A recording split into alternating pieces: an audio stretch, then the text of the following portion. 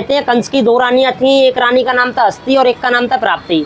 हस्ती और प्राप्ति दोनों बहन थी और जरासंध की पुत्री थी, जो जरासंध को महाभारत में भीम ने मारा था। तो आज भी यमुना मैया को हम दूर से देखते हैं तो हमको काली दिखाई देती है, लेकिन हाथ में लेके देखते हैं तो एकदम सफा जल है यमुना मैया का। लेकिन ऐसा है, पहले कम काला था लेकिन अब ज्यादा काला हो गया, क्योंकि लोगों ने गंदगी ज्यादा कर दी है। ये सही है। हाँ, लेकिन यमुना मैया का स्वरूप जो है वो शुरू से श्याम रंग रहा है। कहते हैं जब भगवान का जन्म हुआ था तो काली अंधेरी रात थी, आंधी चल रही थी, तूफान चल रहे थे, जोरों की बरसात पड़ रही थी। तो जब भगवान को लेके वासुदेव जी नदी में घुसे थे तो यमुना मैया उनको निकलने नहीं दे रही थी।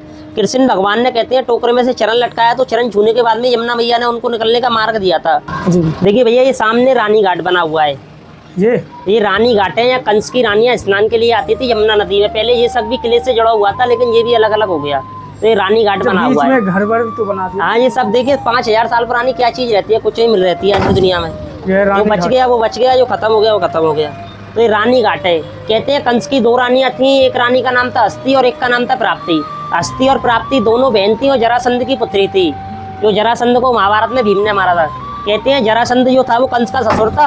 जब भगवान ने कंस का वध कर दिया था तो कंस की मौत का बदला लेने के लिए जरासंध भगवान से युद्ध करने के लिए आता था मथुरा में। तो जरासंध से युद्ध करने के बाद में भगवान ने जरासंध को 16 पोत हरा दिया था युद्ध में। लेकिन जरासंध 17वीं पोत भी भगवान से लड़ने आ गया था युद्ध। लेकिन 17वीं पोत कहते हैं भगवान ने मथुरापुरी छोड़ के द्वारकापुरी बसा ली, जो उनका नाम पड़ गया था रणछोड़। तो इसलिए भगवान का नाम रणछोड़ पड़ा। ये रानी घाट है।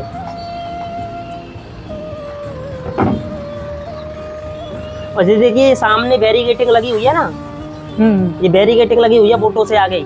जैसे वहाँ पे आपने देखा था व्हाइट कलर का गेट, ऐसे ही इस बैरिकेटिंग से आगे रोड की साइड में आगे लाल कलर का गेट बना हुआ है, इसको चोर द्वार बोलते हैं। यही मार्ग है, वो सीधा कृष्ण जन्म स्थान से यहाँ पे आके मिलता है। कहते हैं जब भगवान का जन्म हुआ था तो काली अंधेरी रात थी, आंधी चल रही थी, तूफान चल रहे थे, जोरों की बरसात पड़ रही थी।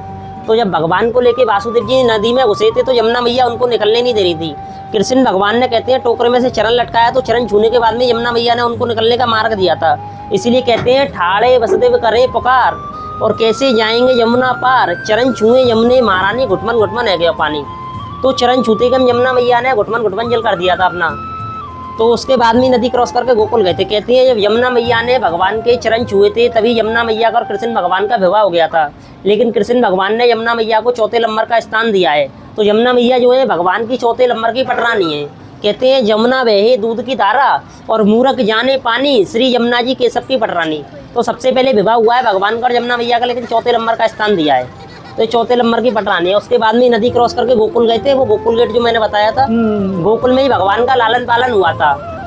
गोकुल में कृष्ण भगवान 11 साल 56 दिन रहे थे कहते हैं। और 11 साल 56 दिन भी जब भगवान गोकुल में रहे थे तो 11 साल 56 दिन रहने के बाद में भगवान ने इसी वन में गाय चराते कराते लीला की थी सारी।